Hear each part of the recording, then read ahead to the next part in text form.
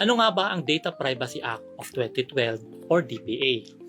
Ang DPA ay ang batas na nagsasabing may kontrol ka pagdating sa personal information mo. Imagine, pumunta ka sa isang clinic para magpa-check up. So as part of that process, kailangan mong magbigay ng mga personal information. So ibinigay mo ang iyong name, address, birthday, medical records, at contact information ng emergency contact mo. Pagkatapos ng pagbigay mo ng personal information, akala mo tapos na. Pero kinabukasan, may tumawag sa'yo na hindi mo naman kilala. So tinanong mo sila kung saan nila nakuha ang iyong personal information. Sabi nila, nakuha nila ang iyong personal information based doon sa clinic na pinagbigyan mo ng iyong personal data. Ang tanong dyan, legal ba ang pagproseso ng iyong personal information? Considering na at that time, ginamit lang ang iyong personal information for purposes of medical procedure. Pero nung nakareceive ka ng tawag na hindi mo naman kilala, malamang binigay ang iyong personal information sa unauthorized person. Ano ang nangyari? Malamang nagkaroon po ng violation ng DPA. So under sections 12 and 13 of the DPA, ang pagproseso o yung pagbibigay ng personal information ay dapat may kaukulang pasihan sa batas o meron tayong clear consent sa pagpoproseso